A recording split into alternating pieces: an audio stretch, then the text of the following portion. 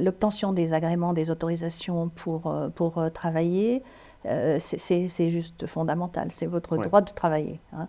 Et je dis souvent, vous n'imaginez pas une banque non réglementée. J'ai des clients asiatiques, américains, qui ont une vision globale. Les gros acteurs ont forcément une vision globale. Ils ne peuvent pas se passer de l'Europe, c'est 27 pays. Ouais. Je crois pas, j'imagine pas un acteur ambitieux comme ils sont leaders mondiaux, ils ne peuvent pas se passer de l'Europe. Enfin, je ne vois pas comment. Le cadre réglementaire crypto en France est-il trop contraignant? C'est la question à laquelle on va répondre aujourd'hui avec Anne Maréchal. Bonjour Anne. Bonjour. Vous êtes avocate du cabinet Florence de Gaulle, avocate associée, et vous êtes aussi ancienne directrice juridique des affaires juridiques de l'AMF. Est-ce que vous pouvez déjà vous présenter rapidement? Et surtout, on va revenir aujourd'hui sur 3 sujets. Donc on va parler du dossier Circle. Avec de Gaulle Florence, vous avez les Circle à émettre son USDC en France, enfin à avoir dans le cadre de la réglementation MiCA, son fameux Sésame, hein, l'agrément EME, on reviendra sur ce que c'est. Et on parlera aussi des tendances de marché en France par rapport à la crypto-monnaie, mais aussi est-ce que le cadre réglementaire en France est-il trop contraignant? Voilà, c'est un peu les sujets du jour. Déjà, est-ce que vous voulez rapidement vous présenter comment vous êtes passé de l'AMF à de Gaulle Florence? Alors, en fait, je suis haut fonctionnaire d'origine, j'ai travaillé au ministère des Finances, et puis j'ai été avocat pendant une quinzaine d'années. Et puis, j'ai rejoint l'AMF comme directeur des affaires juridiques. J'ai été spécialisée en droit boursier. Et j'ai été très heureuse de travailler au sein de cette belle institution pendant plus de 8 ans. Dans ce cadre-là, il se trouve que j'ai eu à travailler sur les actifs numériques. Parce que dès fin 2017, on a vu arriver à l'AMF des acteurs de ce nouveau monde qui nous demandaient en fait quelle était la réglementation applicable.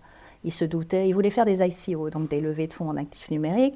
Ils se demandaient si la réglementation financière n'était pas applicable. Et donc ces gens qui n'étaient pas les voyous, hein, c'était des gens sérieux qui venaient nous voir à l'AMF pour savoir quel était le cadre réglementaire. Nous ont interpellés, on a eu besoin et envie de leur répondre. Et pour faire court, on a fait des analyses juridiques, donc c'est pour ça que j'ai été impliquée très vite dans ces sujets, pour savoir si les tokens qui étaient proposés aux investisseurs étaient des instruments financiers ou pas. La question était assez simple et déterminante, puisque si c'était des instruments financiers, on appliquait la réglementation financière, et puis c'est tout, c'est d'ailleurs ce que font largement les Américains encore aujourd'hui. Et si les tokens n'étaient pas des instruments financiers au sens du droit français, eh bien, on était dans une absence de réglementation, un vide juridique. Okay. La question entre utility ou security token. Exactement. Et pour faire court, on a étudié projet par projet et on s'est rendu compte que dans l'immense majorité des cas, on n'était pas en face d'instruments financiers. C'était des utility tokens. Et donc, on a proposé à AMF à ce moment-là un cadre, de mettre en place un cadre juridique qui n'était pas la réglementation financière, parce qu'elle ne peut pas bien s'appliquer à ce monde-là. Elle n'a pas été pensée pour ça, si vous voulez, ne serait-ce que parce que dans la réglementation financière traditionnelle, vous avez des intermédiaires. La blockchain suppose qu'il n'y a pas d'intermédiaire. Oui, il y a des obstacles par ailleurs liés au fonctionnement même de la blockchain qui font que la réglementation financière s'applique très, très mal et très difficilement. Et donc on s'est dit, la bonne idée, c'est de proposer un cadre juridique adapté à la blockchain et aux utility tokens, précisément, pour ne pas laisser ce monde-là dans l'absence de réglementation, puisqu'il sollicite l'épargne. Et que l'AMF, sa mission première, c'est de protéger l'épargne. Et donc, on a imaginé le cadre juridique de la loi Pacte, et donc avec 2 volets.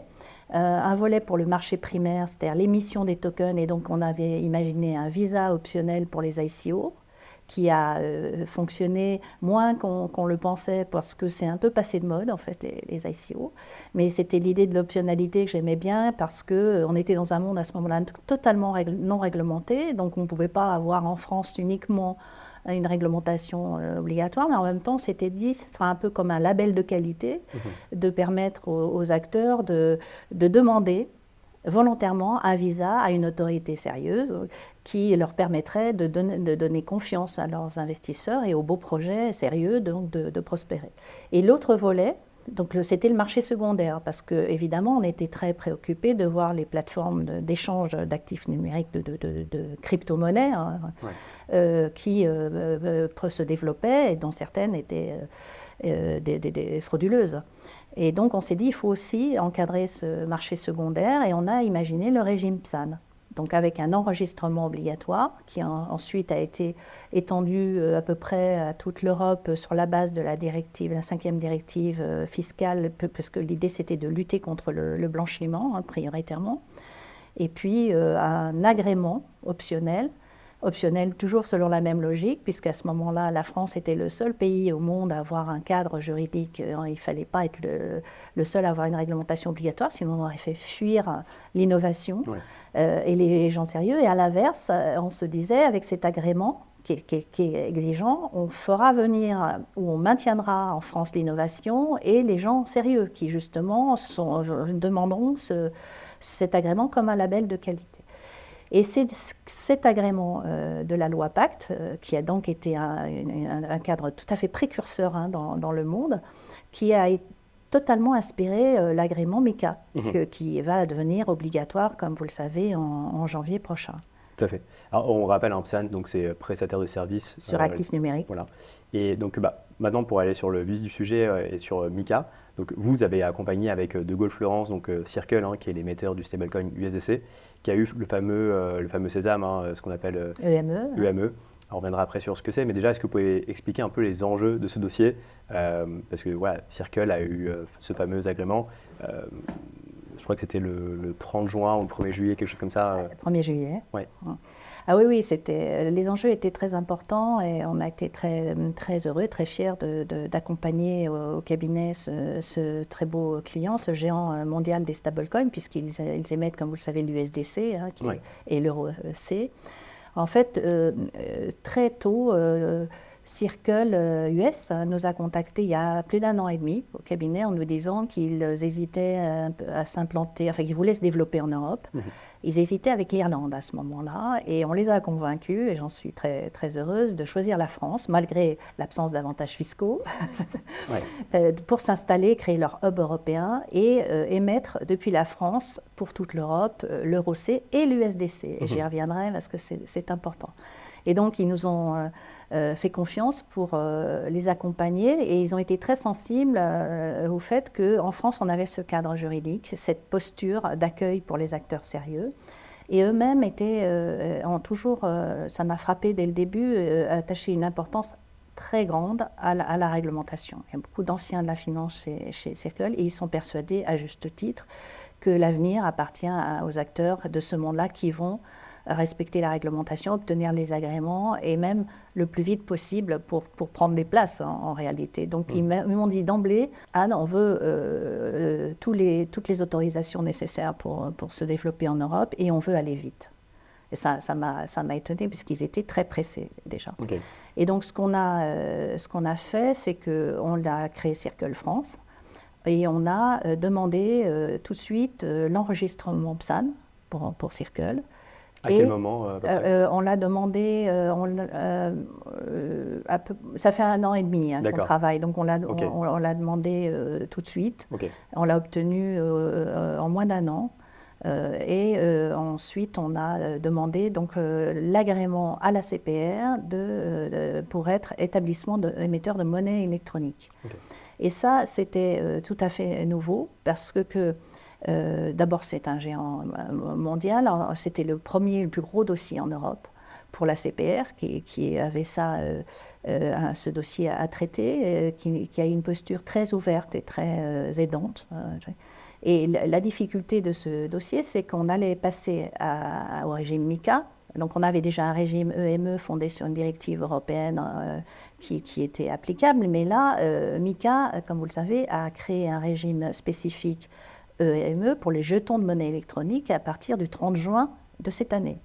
D'ailleurs, est-ce qu'on peut rappeler ce que c'est EME Donc c'est un statut qui est donné à des établissements financiers qui sont émetteurs de monnaie électronique. Donc ça existait avant les stablecoins, hein, mais ça permet, et c'est indispensable, pour avoir le droit d'émettre des stablecoins aujourd'hui. Vous êtes obligé d'avoir ce statut. Et le statut de PSAN était obligatoire aussi parce qu'il y avait aussi une offre de service sur des actifs numériques par ailleurs, dans les échanges. Donc il fallait ces deux autorisations.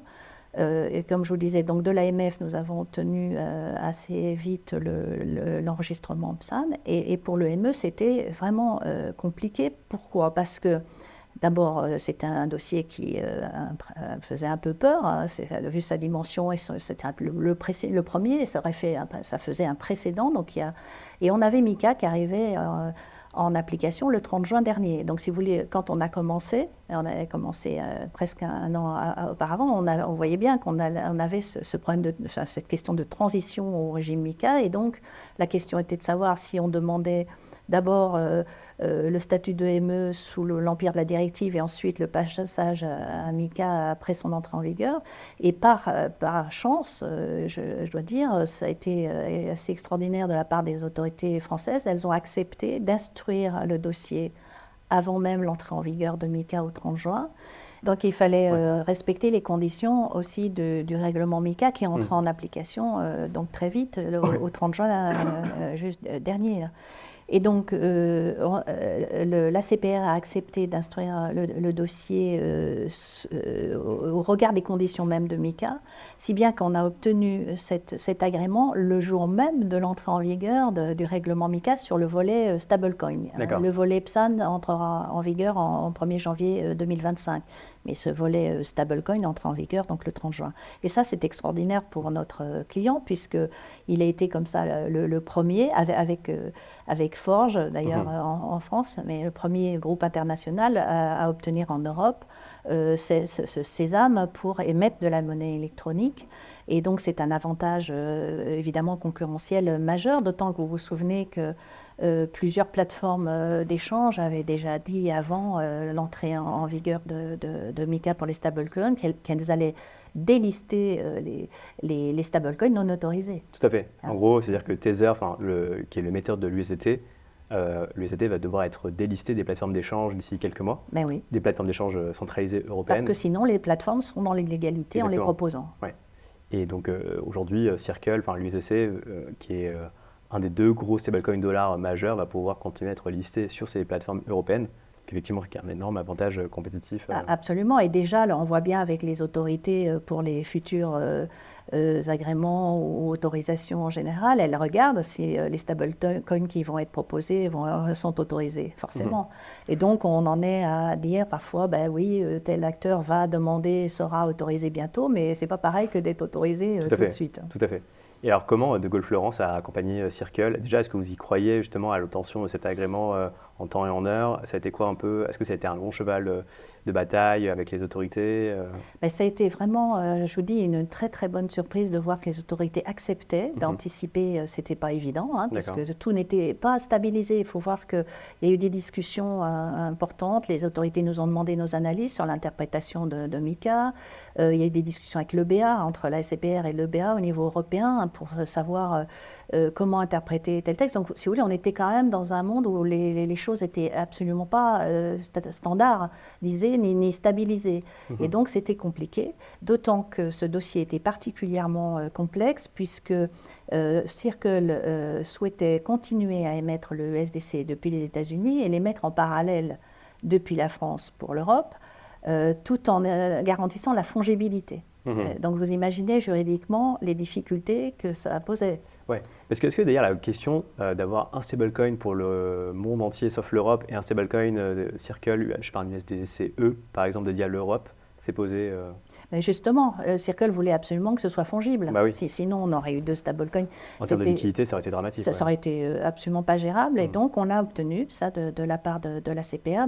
Alors, il a fallu donner des garanties, mettre en place un jeu de réserve des deux côtés de l'Atlantique, puisque vous le savez sûrement, le stablecoin peut être racheté, remboursé à première demande, sans frais, à tout moment, par les détenteurs auprès de l'émetteur. C'est pas n'importe quoi. Ça veut dire que pour un USDC, vous avez droit à $1, et il y a une parité comme ça, ce qui assure la stabilité du stablecoin d'ailleurs. Donc ça veut dire pour l'émetteur de devoir donner des garanties en termes de réserve et de possibilité à tout moment de rembourser tous les stablecoins qui seraient apportés à la vente. Donc c'est énorme comme nécessité de donner des garanties. Et ça a été une complexité aussi importante dans nos discussions avec la CPR, parce qu'il a fallu prévoir des réserves des deux côtés de l'Atlantique et un jeu possible pour le cas où d'un côté il y aurait eu plus de demandes de remboursement que de réserves. Donc ça a été un sujet difficile, cette double émission, hein, c'est un cas assez rare, je pense. Et en plus venait donc là-dessus l'émission depuis l'Europe, cette fois de l'euro C. Hein. Et donc il y a eu tout ça à mettre en place avec les autorités, toutes les garanties à discuter. Donc ça a été assez long, mais je dois dire que les autorités ont été extrêmement aidantes et bienveillantes. Et Circle a pu obtenir cet agrément dans un temps tout à fait, je trouve, raisonnable compte tenu de cette complexité. Complètement. Et j'imagine que est-ce que ça a été vraiment un moteur aussi pour les autorités de faire en sorte que ce dossier se fasse d'un point de vue que ce soit un succès? Parce que si ça n'avait pas été le cas, il n'y aurait pas eu de stablecoin dollar majeur en Europe. Et donc, en fait, en Europe, il n'y aurait que du fiat, entre guillemets, donc des paires contre du dollar sur les plateformes centralisées. Et ça aurait été dramatique de délister à la fois l'USDT et l'USDC. Et limite, l'Ether aurait pu devenir finalement un stablecoin lui-même. Alors, je pense qu'effectivement, les autorités françaises ont considéré qu'il y avait un enjeu important, avec notamment l'émission de l'euro C, aussi, un stablecoin important adossé à l'euro. Et Circle avait approché les autorités françaises au plus haut niveau très tôt. Et je pense qu'il y a eu dans l'esprit de l'ensemble des autorités françaises l'idée qu'il fallait encourager cet acteur sérieux avec les enjeux que vous signalez, qui sont importants pour l'Europe, sachant que l'Europe, elle est aujourd'hui la seule grande zone géographique régulée avec un cadre juridique parfaitement cohérent. Vous savez que les États-Unis n'ont toujours pas de réglementation pour l'ensemble du pays dans ce domaine, et ça crée un avantage considérable pour la zone européenne. Complètement. Et alors, d'un côté, donc c'est top d'un point de vue réglementation pour structurer l'écosystème, mais d'un côté, pour être, on va dire, compliant avec cette réglementation, ça suppose de gros moyens juridiques. Est-ce que ça peut ne pas représenter, on va dire, une concurrence déloyale envers les petits acteurs parce que la compliance a un certain coût et qu'ils ne pourraient pas s'offrir cette compliance-là?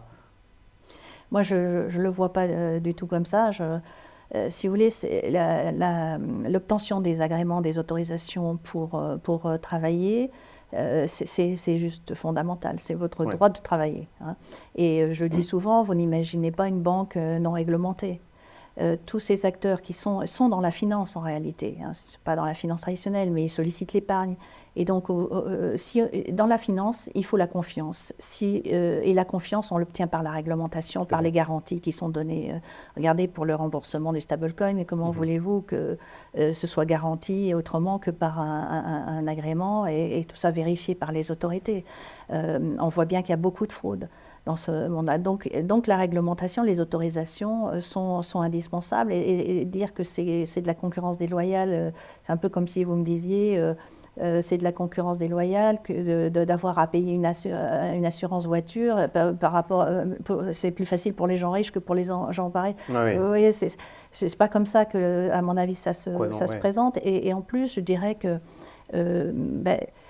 encore une fois, on est dans la finance, c'est votre autorisation de travailler. Les acteurs mettent parfois des moyens considérables, je sais pas, dans leur système informatique et ils trouvent que c'est trop cher d'obtenir leur autorisation de travailler. Et je trouve ça étonnant. Et après, on peut discuter de la nature, de l'importance des garanties qui sont données. Peut-être que certaines paraissent un peu disproportionnées quand on est un acteur de petite taille, mais en même temps, vu les risques pour les investisseurs, il faut bien que la réglementation demande des garanties. Vous voyez, donc D'ailleurs, c'est une idée qu'on avait pu évoquer un moment, de se dire peut-être que dans MICA, on pourra avoir plusieurs niveaux d'agrément en fonction de la taille et à mon avis, c'est plutôt en fonction des services qui sont procurés. Est-ce qu'il ne faut pas effectivement envisager peut-être des autorisations moins exigeantes selon certains services, ça peut être. Mais dès lors que vous faites prendre un risque à vos clients parce que sur leurs actifs, leur argent, il faut bien donner ces garanties. Vous voyez, donc je ne le vois pas. Pour moi, c'est vraiment, encore une fois, l'autorisation de travailler, ce n'est pas là-dessus qu'il faut lésiner. Oui, tout à fait. Non, c'est vrai que c'est un très bon point. Et alors, pour venir sur Tether, donc, qui est l'émetteur de l'USDT, eux, ils ont refusé d'être compliant avec cette réglementation. Pourquoi, à votre avis Je ne sais pas. Est-ce qu'ils sont un peu comme ceux qui pensent que la DeFi restera en dehors de la réglementation, dans cette logique libertarienne, anti-réglementation, anti-État, peut-être, c'est leur logique. Je ne le sais pas, mais pour moi, c'est une erreur et c'est de la courte vue parce que la tendance est d'aller vers la réglementation. Ceux qui font ce choix et qui vont vite, vont gagner, à mon avis, les places, vont prendre les places. Ouais. Et les autres arriveront trop tard.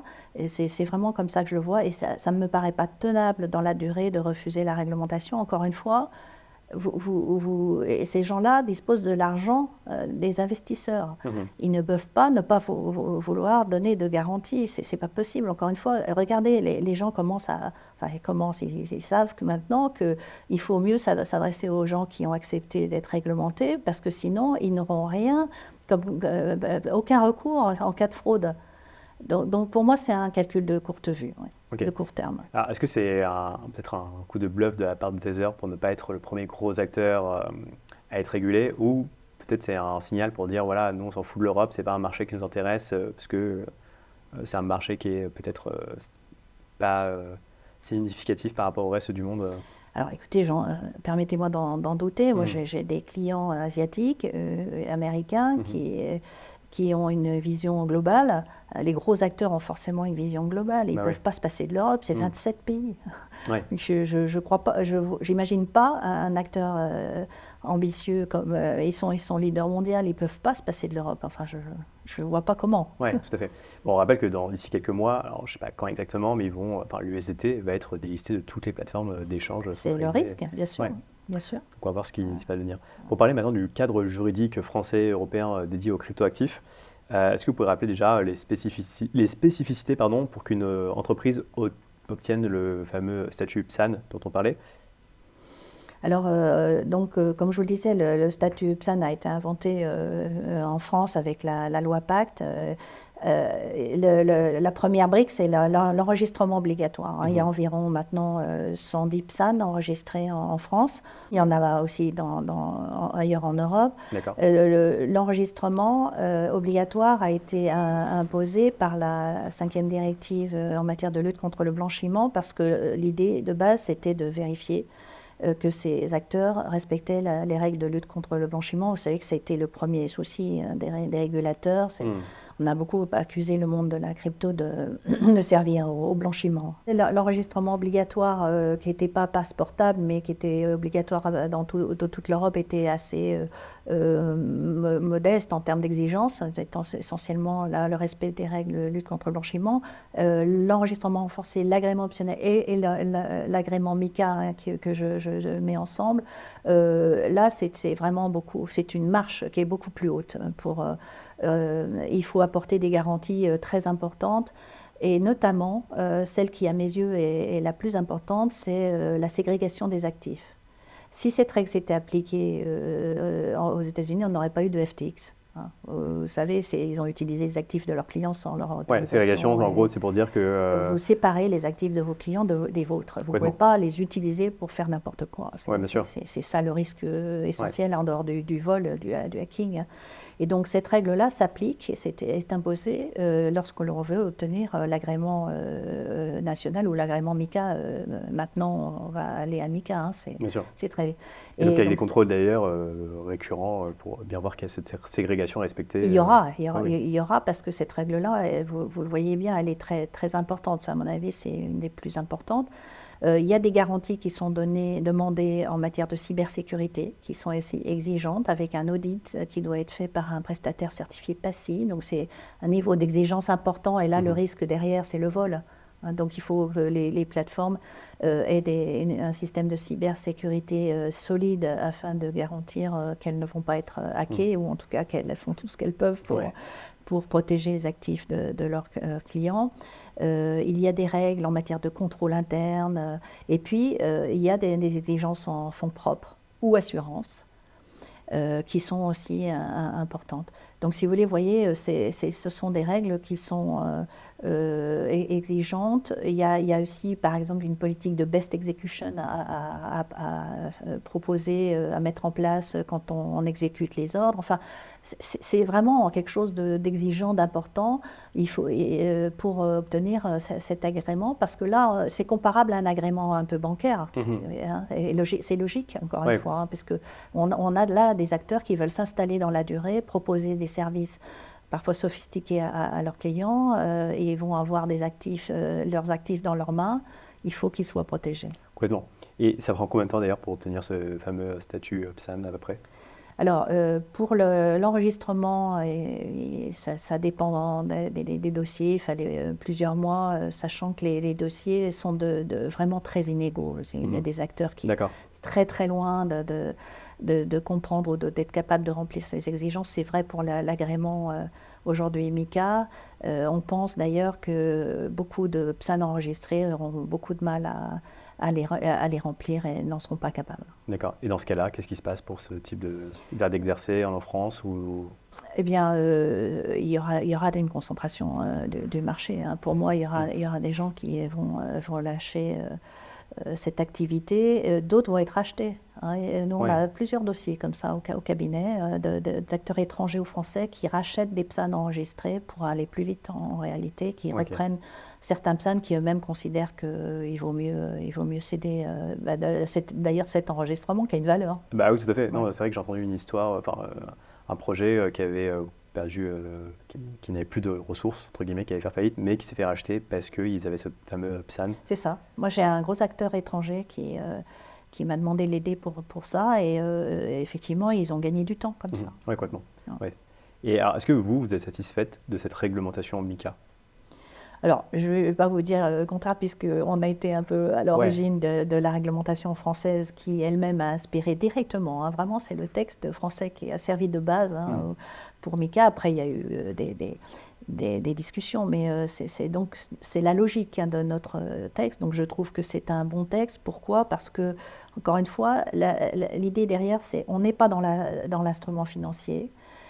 Il faut une réglementation qui d'ailleurs a été inspirée de la réglementation financière, mais qui est adaptée à la blockchain, adaptée à cette activité. C'était ça qui était important, vous voyez, parce que sinon, ça ne marchait pas. Donc je pense qu'elle a ce mérite-là. Encore une fois, elle crée un avantage pour toute l'Europe. J'ai rencontré des acteurs américains, notamment de la SEC, il y a quelques mois, qui me disaient il nous faut une réglementation à la MiCA. Ouais. La SEC, on rappelle. C'est la Securities and Exchange Commission, c'est-à-dire l'équivalent de l'AMF aux États-Unis, qui est un régulateur qui a jusqu'à présent été très hostile. Avec Gary Gensler, qui était le patron, qui était anti-crypto. Absolument. Et les choses évoluent aux États-Unis. Vous avez vu que les présidentiables ont changé de posture, notamment Trump qui disait que tout ça c'était de l'arnaque et qui était très virulent, et puis qui maintenant dit le contraire, dit il faut faire de l'Amérique le premier pays dans les cryptos. Il faut dire qu'il y a un enjeu, il y a 7% des Américains adultes qui détiennent des crypto-monnaies. C'est énorme, donc c'est un électorat. Et puis, il y a un monde libertarien derrière qui sont proches des républicains. Mais du côté démocrate aussi, hein, il y a un changement de posture maintenant, probablement compte tenu de deux faits. Il y a des acteurs américains comme Circle qui sont en train d'expliquer que sans réglementation, il n'y a pas de sécurité juridique et donc il n'y a pas de sérénité pour se développer aux États-Unis. Nous, on a plusieurs clients américains, gros, puissants. Hein. Je l'ai dit d'ailleurs à la SEC et ça les a un peu chagrinés, qui viennent nous demander de s'installer en France, de se développer en France, France, donc l'exemple circule, mais il y en a d'autres, parce que précisément, leurs avocats américains leur disent vous ne pouvez pas vous développer sereinement aux États-Unis, compte tenu de cette posture, vous risquez des sanctions. Et c'est très difficile à gérer, si vous voulez, parce qu'il n'y a pas de texte. Donc vous n'êtes pas à l'abri d'une sanction qui peut tomber comme ça. Vous ne pouvez pas vous protéger en respectant une réglementation, en réalité. Vous voyez ? Tout à fait. Alors c'est vrai que les États-Unis, par exemple, avec l'ETF Ethereum, ont montré aussi qu'ils étaient capables de rebondir, faire volte-face très rapidement. Est-ce que vous pensez que ça pourrait arriver sur la réglementation crypto ou après, effectivement, comme on l'a dit, les présidentielles, ça peut vraiment constituer un après? Moi, je pense, parce qu'il y a beaucoup maintenant de gens qui... le clivage, il ne pousse pas la ligne des partis entre les anti et les pro-réglementations aux États-Unis, mais il y a maintenant beaucoup de voix pour dire qu'il faut une réglementation, et d'ailleurs qui s'inspirerait probablement de la réglementation européenne, puisqu'on a mis les bases. Et ils pensent ils ont compris qu'il y avait des enjeux majeurs. Et cela étant, on les voit venir déjà. Effectivement, l'exemple des ETF est très parlant. Hein. Il y a eu des sanctions, la SEC a été désavouée. Maintenant, les ETF, c'est parti. Ouais. C'est énorme. Hein. C'est BlackRock, c'est le premier gestionnaire de fonds mondial qui a un ETF Bitcoin. Donc, si vous voulez, il y a des ETF Ether qui ont été aussi autorisés. Donc, ça veut dire que, si vous me permettez l'expression, le coup est parti aux États-Unis. Oui, tout à fait. Sauf que pour le ETF Ethereum, vraiment, ça c'est, il y a vraiment eu un volte-face où on était sûr que ça n'allait pas être validé cette fois-ci en tout cas, et du jour au lendemain, tout a changé en quelques heures, quoi. Absolument. Et donc ça a créé, vous avez vu, ça a fait monter les cours, ça a créé un nouveau paysage aux États-Unis où tout de suite on voit qu'on n'est plus anti-crypto comme on l'a été. Alors ça ne veut pas dire qu'il y a une réglementation, mais après les présidentielles, je pense qu'il y en aura probablement une. Mais vous voyez, le temps qu'on ait cette élection, qu'on ait le vote d'une loi, qu'on ait des textes d'application, etc., nous, notre loi elle date de 2019. Oui, c'est ça, il y a une longueur d'avance. Et MiCA, elle est entrée en application déjà partiellement. Donc, si vous voulez, on a pris de l'avance. Et je le dis aux acteurs français, profitez de ce cadre juridique qui existe, qui vous donne tous les outils. C'est aujourd'hui un avantage concurrentiel majeur. Demain, ce ne sera plus le cas parce qu'il va y avoir des réglementations ailleurs. Il y en a déjà un peu en Asie, hein, mais aux États-Unis notamment. Tout à fait. Pour continuer sur la réglementation, je voudrais parler un peu de la DeFi, donc de la finance décentralisée. Comment vous le voyez justement dans le scope de cette réglementation MiCA, la DeFi n'est pas incluse dedans. Et c'est quoi votre avis sur les projets DeFi qui ne sont pas pour l'instant compliant avec la réglementation? Est-ce que vous pensez que finalement, in fine, la DeFi va être concernée par cette réglementation MiCA à moyen terme et que c'est en fait c'est obligatoire de réglementer cet écosystème?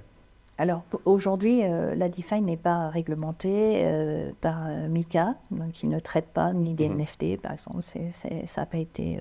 Parfois, on m'a reproché en disant mais alors, quand vous aviez proposé la loi PAC, vous n'avez pas pensé aux NFT. Je suis désolée, ça n'existait pas. Hein. C'est vrai. Et les choses évoluent très vite dans ce monde.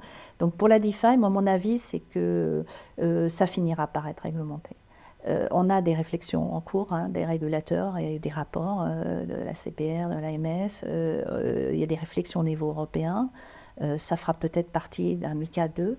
En tout cas, je ne vois pas comment ça resterait en dehors de toute réglementation. Pourquoi ? Pour les mêmes raisons, encore une fois, que ce soit la DeFi ou pas, il y a des valeurs, de l'argent, des investisseurs qui est risqué, qui est mis en risque. Donc, comment ne pas devoir rendre des comptes ou donner des garanties ou alors, et ça veut dire qu'on pense que les gens se fichent de savoir si leur argent est protégé ou pas. C'est pas vrai. Vous voyez, plus il y aura de gens réglementés, plus ce sera vrai, je pense. Parce qu'il y a encore beaucoup de fraudes, hein, il y a beaucoup de plaintes reçues à l'AMF. Donc je pense que ce sera réglementé. La difficulté, c'est un vrai défi pour les régulateurs de réglementer la DeFi. Pourquoi ? Parce qu'il n'y a personne. Il n'y a pas d'interlocuteur. On a des protocoles et puis on n'a personne. C'est des DAO. Qui est responsable ? C'est ça, c'est un vrai sujet de la responsabilité. Toute la logique de la réglementation financière et celle des cryptos repose sur j'ai un responsable à qui je demande des comptes, des garanties. Ou des tiers garants. Mais là, vous n'avez ni responsable ni tiers. Donc, comment faire ? Et Donc il y a des réflexions en cours qui s'orientent notamment vers, bon, aller chercher quand même aujourd'hui, d'ailleurs il faut se méfier, hein, les autorités vont quand même chercher qui est derrière. Hein. Mhm. C'est bien rare qu'il n'y ait personne derrière, donc c'est Tout à fait. déjà aujourd'hui, mais demain aussi. Et on a aussi des réflexions pour réguler par des normes sur les protocoles. Ok. Donc il y aura, c'est le sens de l'histoire à mon Ouais, avis. c'est inéluctable que la DeFi Oui. soit à un moment donné Pour régulée, moi, oui. que ce soit d'un point de vue utilisateur, c'est-à-dire faire son KYC pour se connecter à une plateforme aussi, que côté émetteur par exemple d'un protocole ou gestion, on va dire, de la trésorerie pour être sûr qu'il n'y ait pas de scénario de sortie un peu, enfin de ce qu'on appelle des rug-pulls, enfin des scénarios Absolument. de vol de la liquidité, quoi. Mais c'est ça, le risque existe de la même façon. Donc, comment encore une fois imaginer que tout le monde se fiche de ces risques, hein. Quand vous savez le choix entre des gens qui vous donnent des garanties et d'autres qui vous n'en donnent aucune, il ne faut pas avoir peur. Hein, Non, c'est vrai. Mais c'est vrai que si on prend un protocole majeur type AAV, ou qui est vraiment très décentralisé d'un point de vue en tout cas, je dirais token, et encore que je n'ai pas regardé leur tokenomics, mais j'ai l'impression qu'il y a quand même beaucoup de différents détenteurs de leur token de gouvernance. Je me dis, voilà, c'est quand même un protocole qui est quand même plus décentralisé qu'un nouveau protocole qui va se lancer, qui est encore très concentré en termes de liquidité. Donc il y a moins de risques qu'avec un AAV par exemple, d'avoir un comportement litigieux qu'avec un nouveau protocole qui se lance, qui est beaucoup plus, comment dire, beaucoup plus concentré entre les mains de quelques personnes, et pour le coup, quelques personnes représentent le protocole. Oui, absolument. Et d'ailleurs, c'est peut-être un axe de réflexion pour la réglementation, c'est donc d'imposer des normes pour les protocoles pour donner ces fameuses garanties. Ok. Pour parler maintenant, pour finir, peut-être qu'on peut aborder les tendances de marché.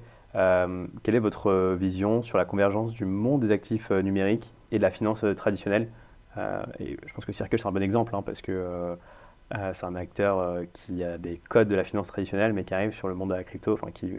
Ouais, absolument. Alors ça me frappe, cette tendance-là, vraiment. Pour moi, c'est une tendance vraiment très intéressante de voir d'un côté le monde de la crypto, disons-le comme ça, et donc actifs numériques, stablecoin, avec des acteurs qui, pour certains, sont devenus extrêmement puissants, qui ont des moyens considérables et qui sont en train de se développer vers la finance traditionnelle. Ou qui ont annoncé, déjà Binance avait annoncé qu'il irait vers la finance traditionnelle, et vous voyez, Circle a demandé cet agrément ACPR, d'émetteur de monnaie électronique. Donc ils vont vers la finance traditionnelle, et ils veulent à terme offrir toute la gamme des produits, donc actifs numériques, stablecoin, et puis des produits financiers. Ouais. Pour moi, c'est inéluctable, et c'est ce qu'ils veulent faire parce qu'ils ont compris que c'est ce que veulent les gens.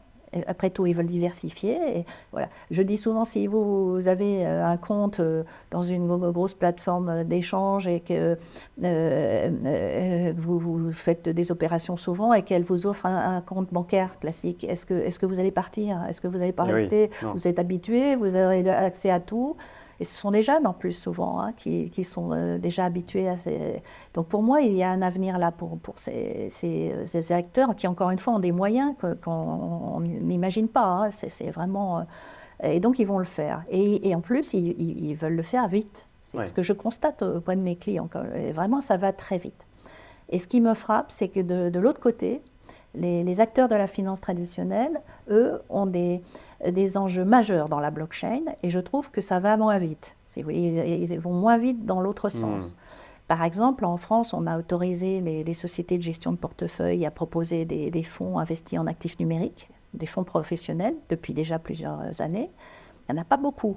Vous voyez, et les sociétés de gestion réfléchissent, pour la plupart, notamment les gros acteurs, savent, regardez les ETF aux États-Unis, elles réfléchissent, elles ont des projets à la blockchain. Ma conviction, c'est que la blockchain, c'est l'avenir de la gestion d'actifs. Ça a tellement de sens. Bon.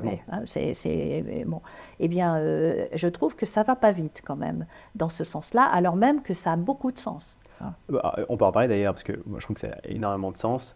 Ne serait-ce que en termes de liquidité, et aussi pour le fait de tokeniser. On parle aujourd'hui de real world asset, donc d'assets de la vraie vie entre guillemets, mais le fait de tokeniser des actifs, ça permet entre guillemets d'apporter beaucoup plus de liquidité. Et je prends un exemple concret. Si par exemple demain je tokenise ma maison ou une montre, j'en sais rien, c'est-à-dire qu'en fait je peux l'apporter comme garantie pour un prêt. Et donc je peux aussi l'apporter en collatéral pour pour acheter un autre actif. Et donc ça développe entre guillemets la liquidité. Il y a vraiment ouais, une amélioration de la liquidité sur les marchés tout simplement. Ah mais je suis tout à fait de cet avis. Alors là, vous faites allusion à la tokenisation dans le monde réel. Et ça aussi, c'est une tendance extrêmement intéressante. On a beaucoup reproché à ce monde de ne pas financer l'économie réelle, hein.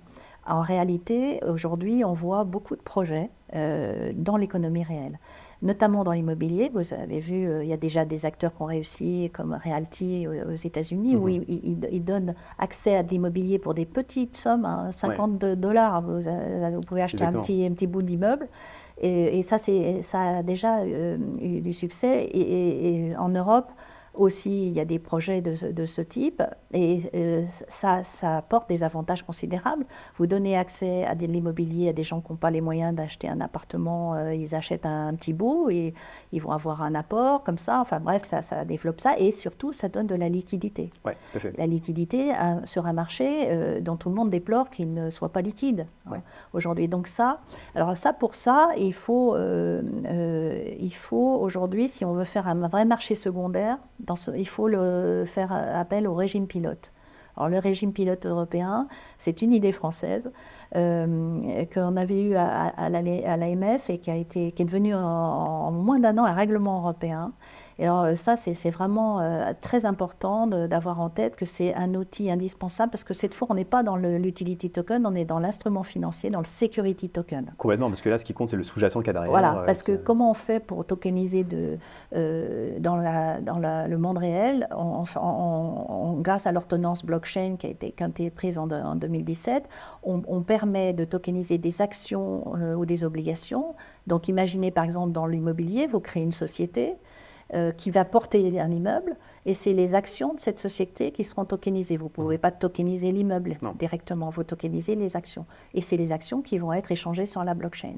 Donc ça, vous voyez, c'est une possibilité. Certains disent qu'à court terme, il n'y aura plus un actif non tokenisé. Ouais. Je ne sais pas si c'est vrai, mais la question, vous voyez, est posée. Non, complètement. Et moi, je trouve ça génial aussi, comme vous le disiez, pour fractionner un investissement et le rendre beaucoup plus accessible. C'est vrai que ça va, je pense, changer les règles du jeu en termes d'investissement et que tout va être tokenisé. Et pour ça, on a la chance, encore une fois, en Europe, d'avoir un outil avec ce régime pilote. Et je ne cesse de le dire, notamment aux institutions financières pour qui ça a été pensé et qui ont une procédure simplifiée pour avoir cette autorisation. Cette idée, c'est un bac à sable. On s'est dit, puisque la réglementation financière n'est pas adaptée à la blockchain, qu'on ne peut pas la respecter, pour les instruments financiers, il faut trouver un moyen de laisser les acteurs développer leurs projets. On y avait pensé à l'époque pour Forge d'ailleurs, qui était un acteur très en avance sur ces sujets. Et on s'était dit, on va faire ça. Et donc c'est devenu ce règlement européen qui prévoit que pendant 6 ans, les acteurs peuvent développer leurs projets d'instruments financiers, donc de security tokens sur la blockchain, à condition d'obtenir une autorisation de leur autorité nationale et pour proposer ce fameux marché secondaire et cette liquidité. Parce que sinon, vous ne pouvez pas, parce que ça s'appelle un MTF, c'est donc une vraie bourse, et vous n'avez pas le droit de le faire sans cette autorisation. Sinon, vous tombez sous le coup de la réglementation financière. Oui, parce qu'après, vous devenez une bourse, en fait. C'est une bourse en réalité, donc vous voulez acheter et vendre les fameuses actions tokenisées. Vous pouvez le faire à condition de demander cette autorisation régime pilote. Et nous, on a plusieurs dossiers au cabinet pour ça. Je suis très enthousiaste à l'idée, parce que pour moi, c'est l'avenir. Oui, tout à fait. J'ai aucun doute, ça va se faire.